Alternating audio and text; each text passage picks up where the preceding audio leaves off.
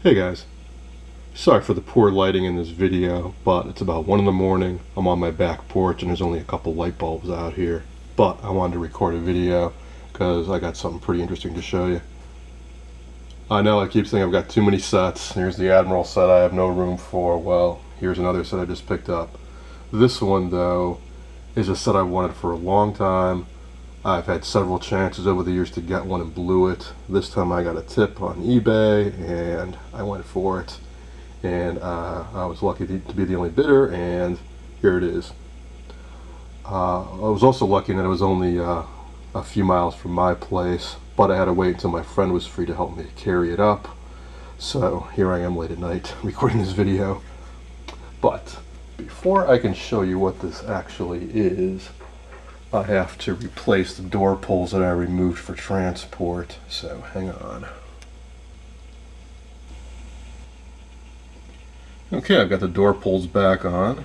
Kind of curious that one is bent over. I've got to do some research to see if that's intentional or not. Kind of makes it easier to open because you can grab it from the side and yank on it. Cabinet overall is in decent shape, especially these panels. This is really nice and smooth. I'm hoping I can get by with some limited refinishing. Some dings along the front, the top. 2/3 is alright, but the back, the finish is completely gone, so I'm hoping maybe I can just sand down and refinish the top. Sides are in pretty good shape, and just some veneer loss at the bottom there. The side's in even better shape, I think. So, I know, you want to know what it is. Well, here we go. It is a Zenith porthole TV. Gets the name because the picture is completely round like a giant porthole. This is the 16-inch version, so just like the Admiral is also a 16-inch, except this one is completely round, whereas that has the top and the bottom masked off. That was, I guess, Zenith's main claim to fame, at least in the late 40s, early 50s. I think this is a 1950, maybe 51. I'll have to double check on that. Seems to be in pretty darn good shape. The seller I got this from got it at an estate sale along with another Zenith, Space Command, which had an early ultrasonic remote control. I wouldn't mind having that too, but you know, I really don't have the room, and that's a little bit later than TVs that I normally collect. And with these doors here, you know, I really protected everything well. So the original knobs, the control door here, everything seems to be in really good shape. Screen surround and all. Not sure what that's for. I mean, I should say that other than reading restoration threads online, I don't know a whole lot about Zenith portholes. I've never owned one before. I've never seen one up close before, except for a chassis. A while ago, somebody asked me to bid on one for them because it was in my area, and I bid on it and won it and picked it up for them and just mailed it right off to them. However, while I had it, I had a chance to look it over. And I wasn't that impressed with the quality. It was just all in a single chassis, picture tube mounted right on it, power transformer and everything, and the quality seemed kind of iffy. But over the years, they must have made different revisions, because this one seems to be much higher quality. Because there's a separate chassis. The power supply is on a separate outboard chassis down here. Huge power transformer, rectifier, and so on. It's got the original metal back. I have not taken it off. I don't know anything about what's inside. Don't know if the picture tube's any good or not. I do believe it's a metal picture tube, just like the Admiral, but you never know. Over the years, it might have been replaced. From what I can see through the grading, I'd say it is a metal CRT. But if the rest of it is any indication, I'm hoping it's going to be in really good condition inside. So next thing up, I'll get a screwdriver, take the back off, and then check the all-important picture tube. Just discovered a couple things with the doors. One, I noticed that there's a metal knob on either side of the cabinet, and I thought maybe that was to hold something in place inside, but no. That is to protect the side of the cabinet from the door handles. And I think this one may very well have gotten bent from smashing into this too hard. Hopefully I can unbend that. Another thing I noticed is that the lip on this door splintered off down here at the bottom, and I was thinking that could be a real pain to try to redo with a wood filler or patch a piece in or something. But it turns out that this whole edge is actually a separate piece of wood. This whole cabinet is very well made. It's also very, very heavy. So this is nice solid wood here, and then nice like flame mahogany veneer on the front. But this is a separate strip, so I think I can just peel off this entire strip and put a new one on, and should be good to go on that. I removed the screws holding the back on and pulled it off. Big hunk of wood across the top. I'm guessing that's to stabilize the perforated metal so it doesn't flux. And a big power interlock down here. That goes into the AC here. And here she is. Big ass picture tube. So there's no brightener on it. That's a good sign. It's also a Rowland 16EP4A Rowland made replacement CRTs, I believe. So this may be a later replacement, which increases the odds of it being good. Also noticed a modernish capacitor here. So this set, I'm sure, has been worked on at some point. Hard to say how much at this point. I don't see anything else that looks even remotely new up here. It's a fused set. I'm not sure what that fuse goes to, but it's good to see one. That assembly looks a little odd.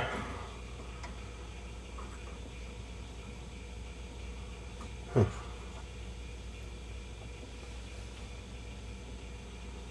Actually, now that I think about it, I'm not sure where the high voltage comes from in this set. Flyback must be below this cover. Well, that's a high voltage rectifier for sure.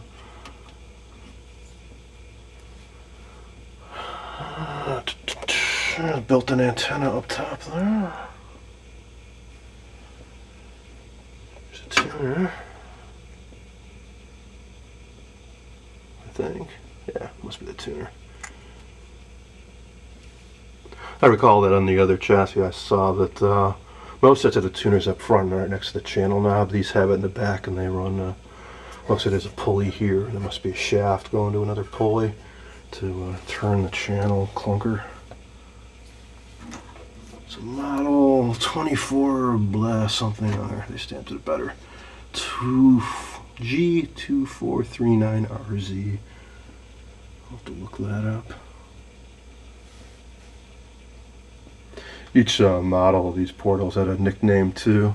I'll have to look this one up. I don't recall exactly what it is.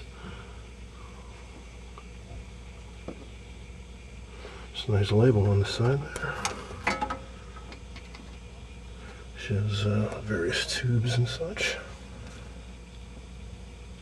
TV chassis 24G24, I think that's what it says. 275 watts, well, a little power hungry.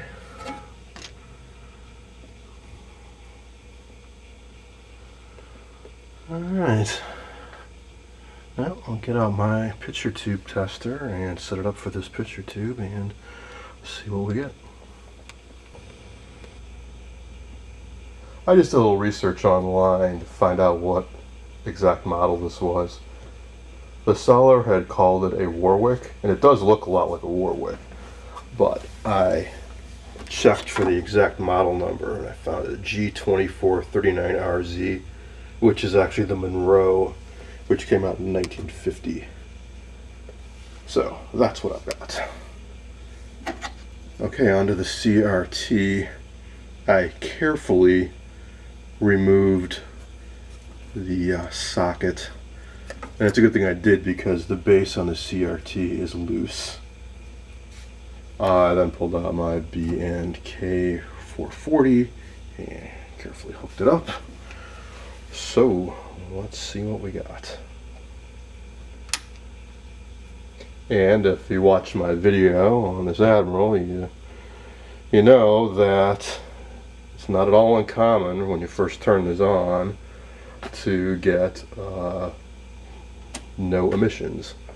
CRT is glowing though. That is the important thing.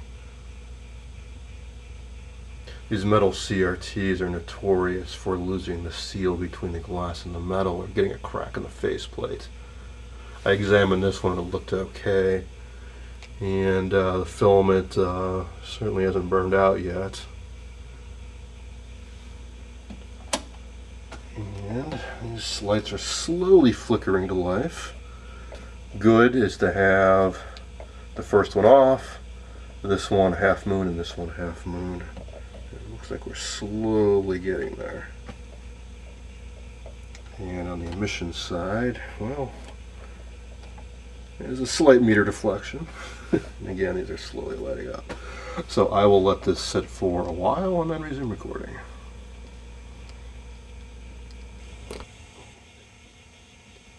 It's been about an hour and the readings are still looking pretty weak.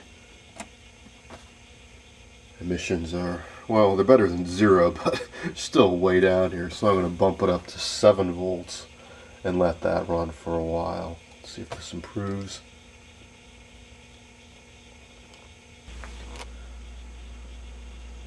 It's been cooking a couple hours at 7 volts now, and we're getting up there. Slowly creeping up towards green. So there's still some hope for this CRT yet.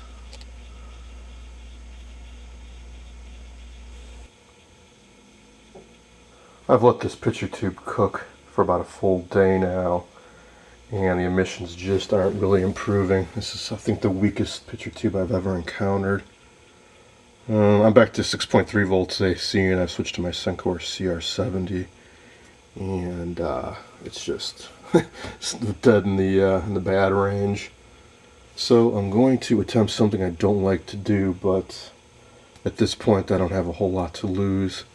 With emissions this bad, it's really not going to produce much of a picture at all. So I am going to try the restore feature on the Sencor CR70. I think I did it on a video earlier on I used 10 BP4 I picked up that had pretty bad emissions as well, and it definitely helped on that tube, so I'll keep my fingers crossed. I don't want to do this because there's always a chance I could just blow out the filament or otherwise ruin the picture tube, and these are quite hard to replace. What's even more annoying is that even though this Admiral I also picked up recently uses a 16-inch metal CRT, these picture tubes are not compatible. They're both metal, both 16-inch, both from 1950, but that's a 16 GP4, that's a 16 EP4. They have different deflection angles, so unless I did some surgery, maybe swapped out the yokes and whatnot, it's really not an option to take the picture tube on this, which is somewhat better, and put it into the Zenith. And the reason I would even consider doing that is that this is more valuable and rarer set than the Admiral. There is potentially another option though. As I've mentioned before, the last CRT rebuilder, Hawkeye, closed their doors last year, but the Early Television Foundation in Ohio bought the equipment, and this upcoming weekend is their annual convention, and during that convention they're going to unpack and review that equipment and I guess lay out plans for actually starting to use it to maybe resume rebuilding services.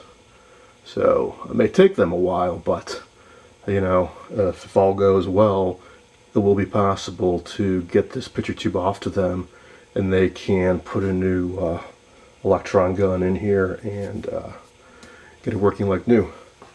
But in the meantime, I am going to give this a try. I'm going to use the auto restore feature. I used that once before, I think in a video on a 10 BP4. I used one I had picked up that had really weak emissions, and it definitely helped on that one, so I'll keep my fingers crossed. Alright, so I'm supposed to hold down the red button and watch for 3 bright pulses in the CRT there, so here goes.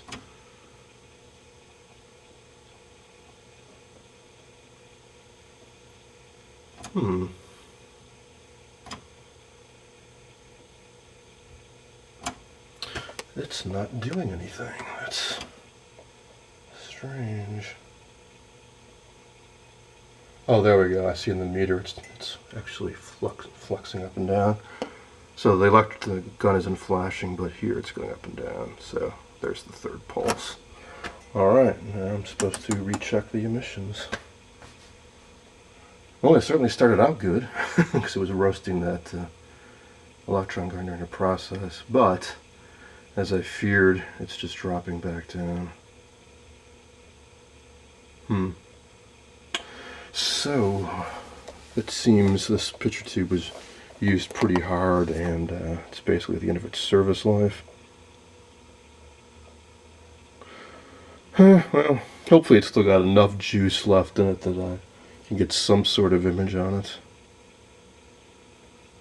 Yeah, there's also always the possibility I can find somebody out there who's got a spare one to sell, but